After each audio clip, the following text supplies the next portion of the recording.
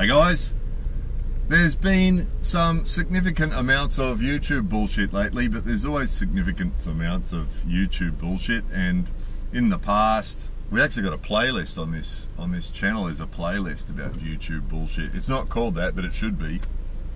But there's always YouTube bullshit, and I used to make videos about it on this channel because, you know, just because I think we should address YouTube bullshit when they do it, just so that, you know, if people just ignore it, then, you know, they continue to get away with their nonsense, don't they? They get away with it anyway, but we shouldn't let them get away with it without talking about it.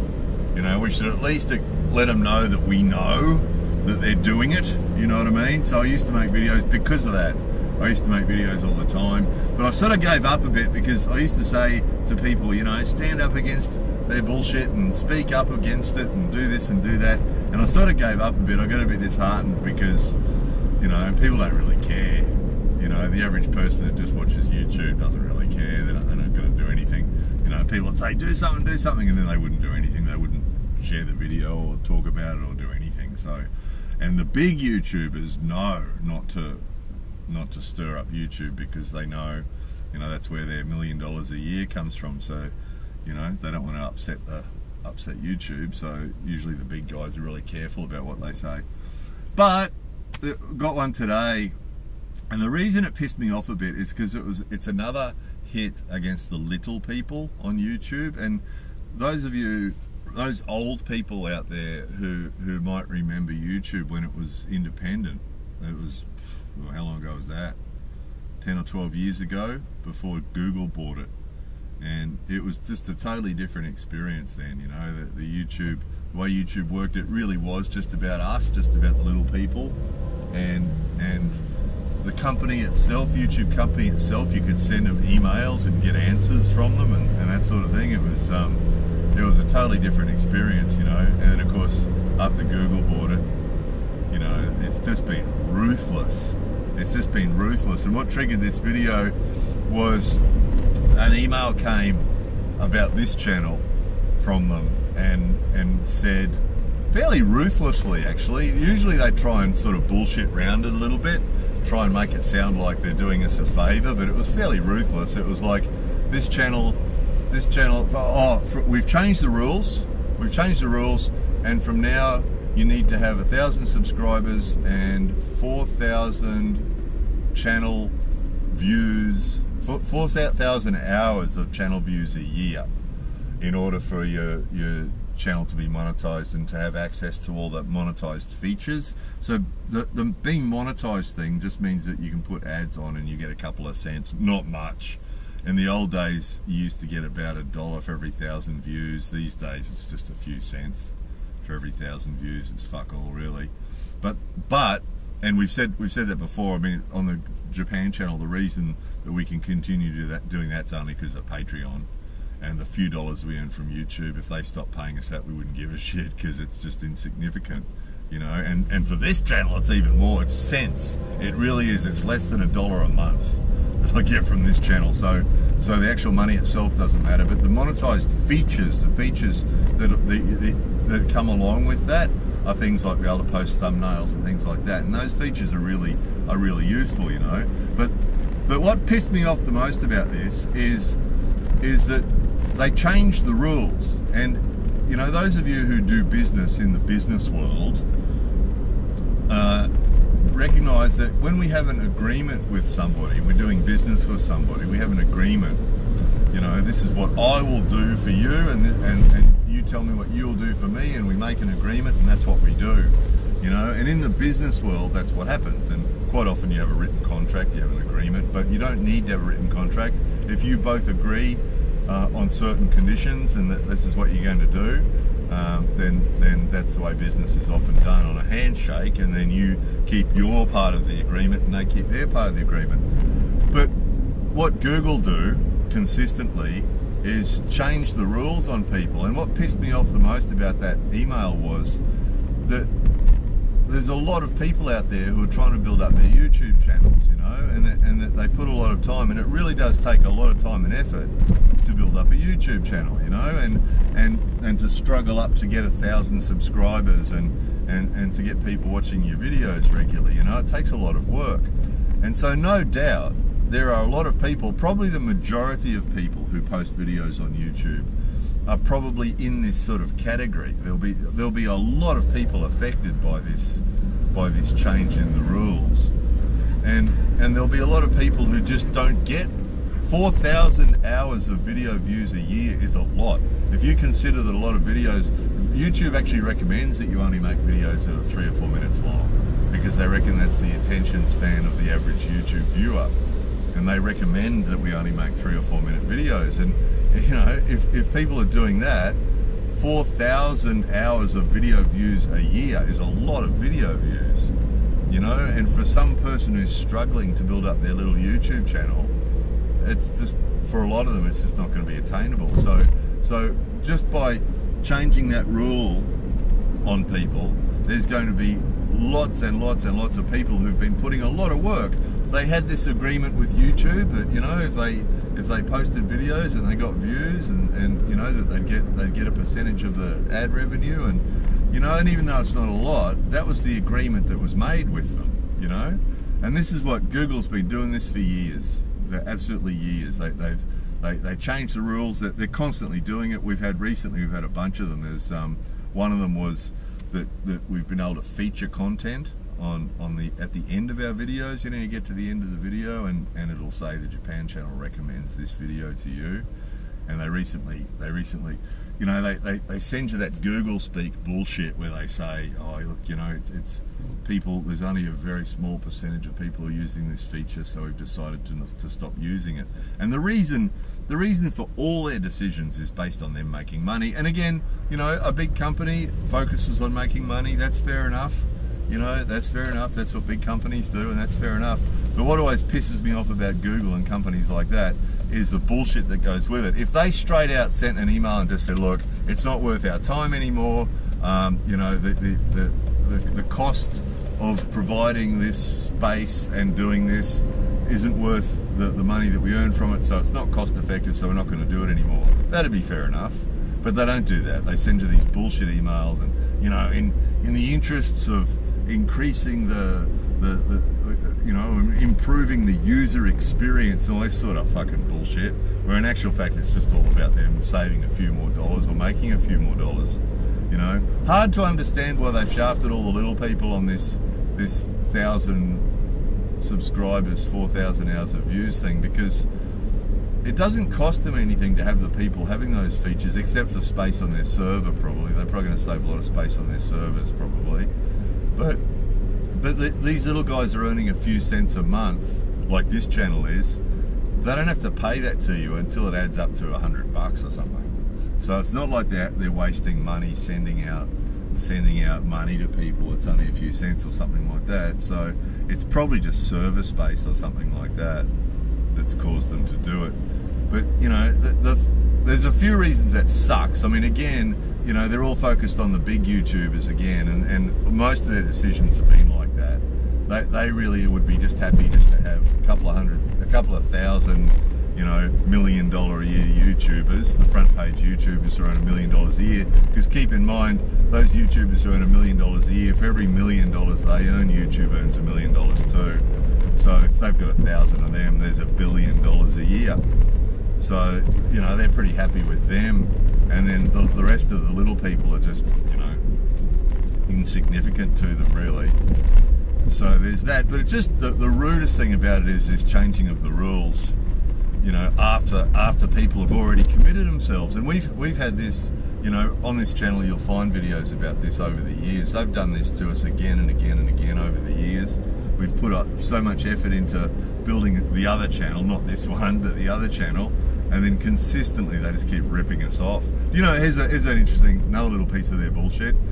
They've got this thing about they've put certain keywords in so that if you submit a video that has a certain keyword in it, like sex or fucking or, you know, something like that, it'll come up automatically as this video is not suitable for most advertisers and you can't monetize it, right? Which is fair enough for things like sex and dick and big boobies or whatever. But interestingly, they've also included Japan and Japanese in those keywords, which means every single video we post on the Japan channel comes up after a couple of views. It comes up as not suitable for most advertisers, and we have to appeal it.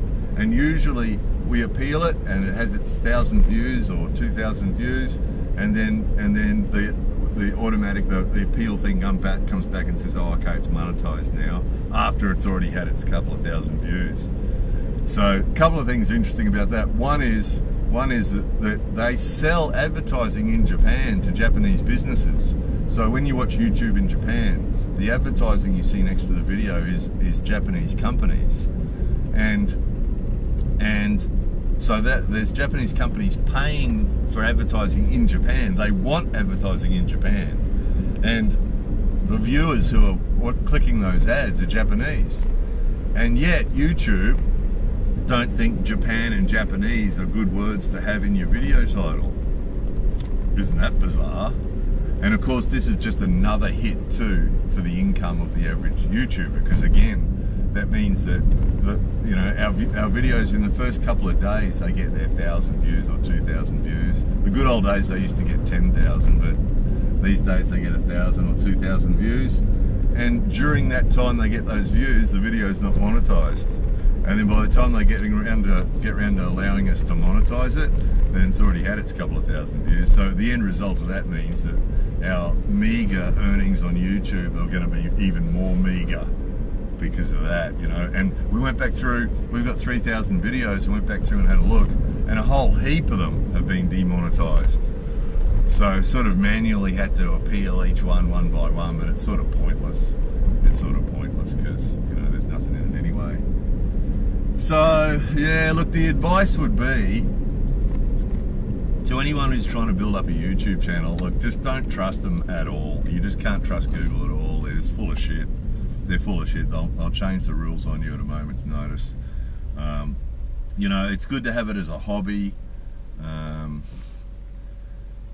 You know, it's good to have it as a hobby, but you just can't rely on them. They'll change the rules, and they'll change the setup, and they'll change stuff at a moment's notice. They're all about the big guys. They're all about the big guys. You know, that's really what they're focused on. They just want us to watch the big guys, and it's all become really corporatized over the years. You watch those front page YouTubers now, and they're all really professionally produced, all their videos. You know, it's not the amateur YouTube video anymore. It's the professionally produced YouTube videos that are making $1 million a year. You know, that's the front page now, isn't it, mostly? So while we're talking about YouTube bullshit, by the way, there was a dickhead that came over to Japan recently, and he's one of those dickheads who, he makes his money on YouTube by, he's like got the mind of a 12-year-old kid, and he's one of those guys that goes and does radical stuff, man. You know, there's always been guys like that on YouTube that go up and kiss girls that they don't know, or, you know, fire fake guns at people, or, you know, just generally do stupid 12-year-old stuff.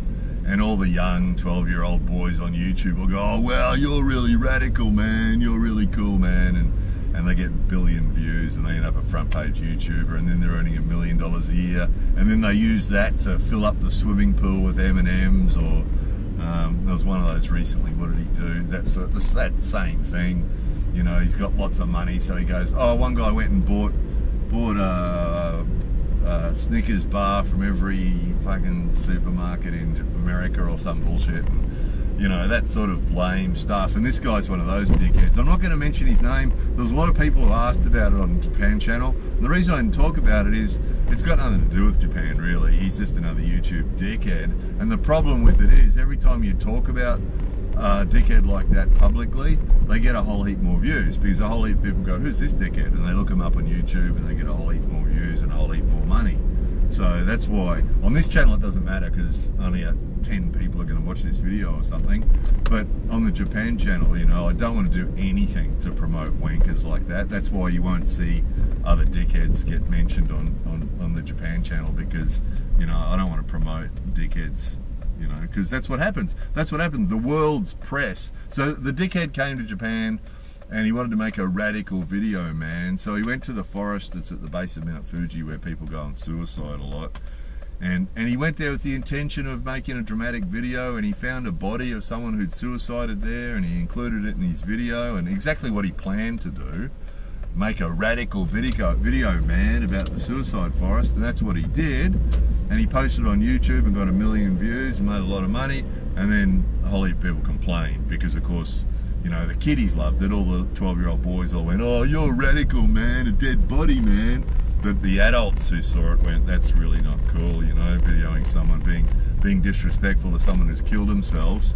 And so the adults complained, and YouTube took it down, and then the world's media picked up on it. And so all these people around the world were talking about this asshole who'd videoed a person who'd suicided and put on YouTube. And because they win. They win every time this happens. There's all those front page YouTubers, the $1 million a year guys who do this. They push it and push it and push it, and they're radical, man, until they push too far, and then they get in trouble. You know, PewDiePie got in trouble for doing his Nazi thing. A lot of them get in trouble for different things, but they're laughing because what happens is the world's media talk about it, and then a whole heap of people around the world go, who is this guy? And they search him on YouTube, and they get a whole heap more views, make a whole heap more money. And because YouTube don't do anything to them, YouTube usually say, "Oh, we're going to take him off our recommended list, or we're going to do this, or we're going to do that." But they don't take their channel down, you know, and probably they shouldn't either, because it's free speech. Dickheads are allowed free speech as well. But, you know, they don't penalise them at all, because they, you know, YouTube don't want that $1 million a year guy to stop earning his $1 million a year, because it's worth, and you know, the way the system works, those of you who don't know, for every dollar that you earn, YouTube earns $1 too. They split the earnings with you, which means these guys that earn $1 million a year for posting their radical video, YouTube make $1 million too. So they're not going to take down PewDiePie or the fuckwit who came to Japan and videoed the dead body, or any of the other $1 million a year YouTubers. They're not going to do anything to take away their income, because if they take every dollar they take off that guy, they're going to lose themselves. So what inevitably happens is there's a big shitstorm. So that dickhead does a big shitstorm about that dickhead, and then it settles down again, and he goes back to making his fucking radical videos and making lots of money. So, you know, I mean, there's nothing wrong. I'm not complaining about that. It's just talking about it. It's just acknowledging what it is. Because people kept sending emails and saying, "Are you going to address this? Are you going to address this?" And I didn't, because it's got nothing to do with Japan, really. I mean, he's just another radical dude, man, doing radical stuff. And that video just happened to be in Japan, but really it had nothing to do with Japan. It was just him. Like a lot of those front page YouTubers, like a lot of YouTubers in general, it's all about them. You know, it's all about them, and it's all about him. It's not really about, it wasn't about Japan. It was about him and his radical shit. And there's no way in the world I'm going to talk about someone like that on the Japan channel. It's got nothing to do with Japan, and all it'll do is just result in a few more views for him and a few more dollars for him. So, you know, there's no need for that. So anyway, look, it is what it is, you know. Again, this is all observations. This isn't complaining, it's just observations. Some of it's critical observations, but it's just all the way it is. And, you know, I don't care. Those 150 people that support the Japan channel on Patreon, those people, because of those people, I'm still making Japan channel videos. You know, and it's only because of those people. And that's just made us totally independent. That means if YouTube really do something stupid, or if they banned our channel, or if they did some bullshit like that, we've got a Daily Motion account, and we've got some videos over there, and we just shift all our videos over there and post our daily video there instead. You know, I mean, we don't want to, because we know that most of our viewers prefer to watch it on YouTube.